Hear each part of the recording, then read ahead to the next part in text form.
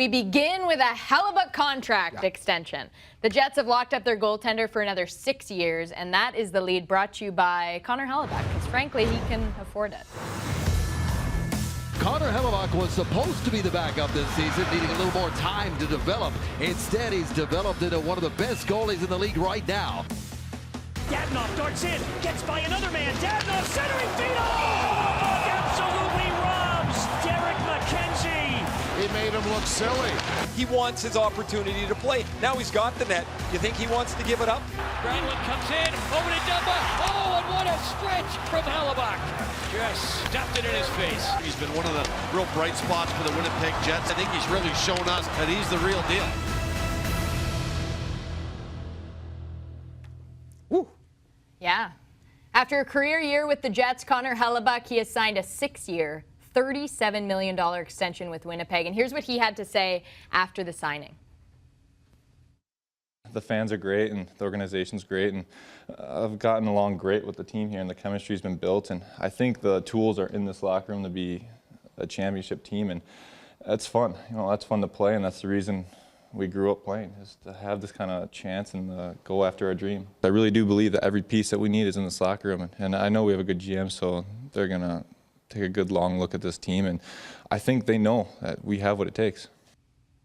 It's a confident-sounding goaltender. Sure and is. He deserves to be. As we welcome in Paul Wiecek from the Winnipeg Free Press. And Paul, when you talk about players earning a contract, I mean, Connor Hellebuyck, he surely earned this money and term just in the past season, didn't he? Well, it was literally a record-breaking season for Connor Hellebuyck. 44 wins last season. That's the 5th most in a single season all time in the NHL. And the record he broke, of course, is for American-born goalies. Now, there's been some pretty good American-born goalies over the years, Tom Brasso, Mike Richter.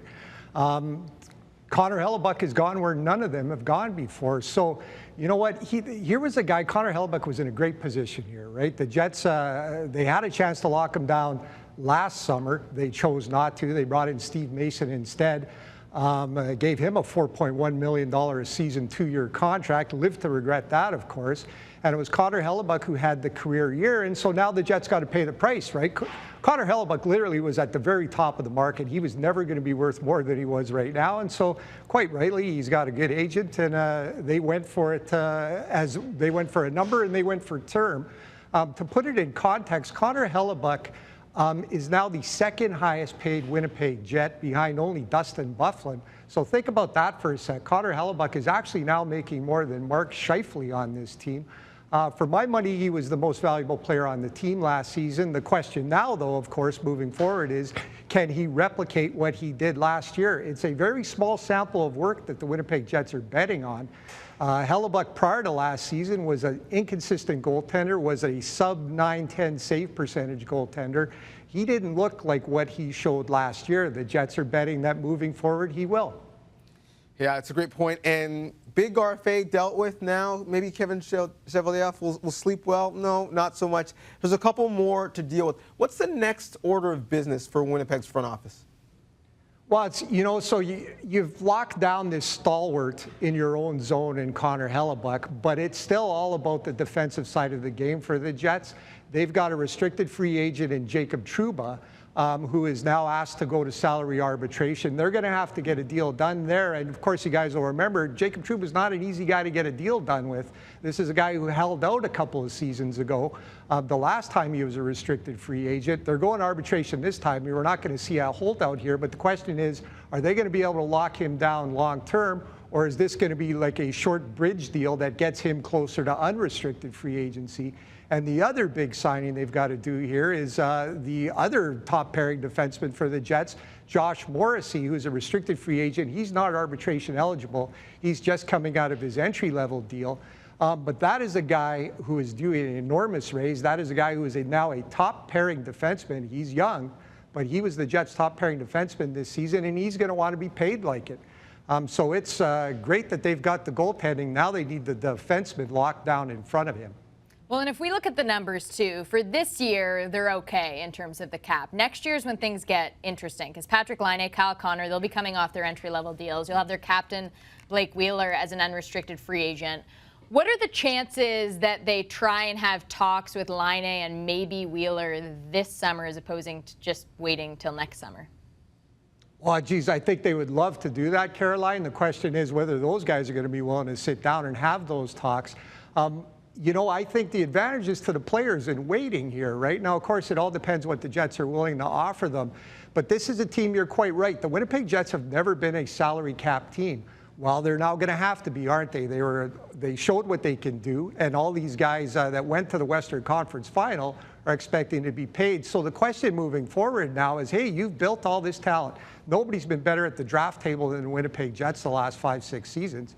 The question now is, can you lock these guys down long term? Boy, if I had the answer to that, I'd be at a higher pay grade than I am. But you're quite right. There's 3 big deals still ahead of us in the season to come in Connor, Wheeler, and Laine. For my money, Patrick Laine is the highest paid Jet this time next year. Blake Wheeler's getting a huge raise, and so is Kyle Connor. You add it all up, and I think by this time next year, it's quite conceivable that Mark Scheifele, who a lot of people think is the best player on this team and the most important player on this team, could be the 6th highest paid Winnipeg Jet by this time next year. I'm not sure how that'll play with Mark Scheifele.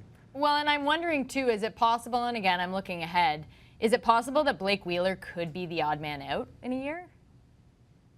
Geez, you know, they love him here. Eh? They love him on the ice, but they love him, I think, even more in the dressing room. Andrew Ladd was the only captain this team ever had until they shipped Ladd out and replaced him with Blake Wheeler. And you talk to people around the team, and they will tell you that Blake Wheeler brings an ingredient and a leadership in the dressing room that the Jets, frankly, didn't know they were missing under Ladd. They thought they had a good one. What they've discovered under Wheeler is whatever that little magic elixir that he brings, whether it's the fieriness or just leading by example, has been the thing that turned a very good Jets team this last season into an excellent Jets team last season. You know, can you afford to let a guy and those intangibles go? I'm not so sure, but you're quite right. Something's going to have to give. They can't have it all here. Someone's going to have to go. There's no way they're going to fit all these guys in under the cap. Is Wheeler the guy to go? I kind of don't think so, but hey, my guess is as good as yours at this point. Yeah, I mean, you mentioned it, that you think Mark Chipman is going to be willing to spend to the cap, which I was somewhat surprised to hear you say, but they are a contender. So even if that's the case, you mentioned someone is going to have to go. So let's evaluate it. Could that be Perreault? Could that be a Little? Who's the most likely person to move to make sure the big dogs all get fed? Well, you know, Brian Little now has an untradeable contract, I think. Kevin Cheveldayoff has made a lot of good moves, but locking down Brian Little for the next 6 years at $5.3 million does not look like the kind of deal that the Jets are going to be happy they made. This is a guy in Brian Little who was basically a 4th-line center by the end of last season. They're going to live to regret that decision. So if you're asking me, hey, wouldn't it be great if they could just get rid of Brian Little and bank that $5.3 million towards the cap? I think the answer is, given what they saw towards the end of last season, they'd love to do that. But I'm not seeing any team taking that contract. Who's the most likely one to go? Geez, there's so many balls in the air with this team. I mean, you know, obviously Tyler Myers, for instance, is making $5.5 million this next season, and he's in the last year of his contract. Could they afford to maybe let him go? Maybe they could, but again, that's 1 year of cap relief. It doesn't really solve their problem moving into 2019-20, though. So the Jets got themselves a problem. Now it's a good problem, right? They got too much talent and not enough money at the moment. That's the kind of problem a lot of NHL GMs wish they had, but I'll tell you what, you better be careful. Because at this point, if you're not making the right decisions in terms of the salary cap, you can have all the talent in the world if you can't manage it with the resources you got. It's a great point, and it's a problem that Steve Yzerman has had with the Tampa Bay Lightning, and we've seen him do deals early, expensive, but he has the cost certainty. Let's say they try and do that with someone like Patrick Laine. Where does that deal start? We saw Johnny Gaudreau get 6 years, $40.5 million, but that was a couple years ago. Where are we talking about as far as what he could get from the team? Well, so the ceiling you would have to think is what Nikita Kucherov just signed for. So he was 8 years, $9.5 million a season. I don't think Patrick Laine gets that simply because he's still a restricted free agent coming out of his first contract.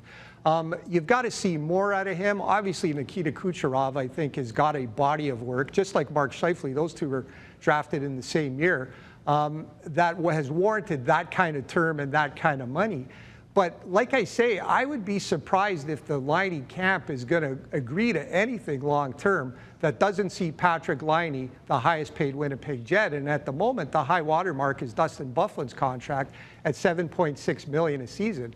So I think you start from there and work your way up if your hope is to lock Laine down long term now. Paul Stastny, he is now a Vegas Golden Knight, and the rumors were that Paul Stastny and the Jets, they wanted to make something work. They weren't able to. Why? $6.5 million a season. I think, Pat, you know, you always hear these players say, well, geez, I'd really like to stay and everything else. Well, if that was true, Paul Stastny would still be a Winnipeg Jet. That was within his control. The Jets made him a very good offer, I'm told. Not that far off from what he got. But at $6.5 million, that's just not the kind of thing the Jets can afford, given the realities of the salary cap that they're facing as it is. The other thing is, quite frankly, I'm not sure Paul Stastny is worth $6.5 million a season, is he, guys? When you look at what Paul Stastny, what his market value was coming out of St. Louis when the Blues traded him to the Jets in February, it was a lot less than $6.5 million. Now, to his credit, he went on a tear here in Winnipeg. He was a big part of that playoff run, and he increased his market value dramatically. But so much so that I think he increased his market value beyond the reach of the Jets. It's a great point. In a cap league, it's why the NHL doesn't really stop anymore. All of these things are interesting to follow. Thanks so much for making some sense of Winnipeg's situation for us moving forward. Hey, it was my pleasure, guys.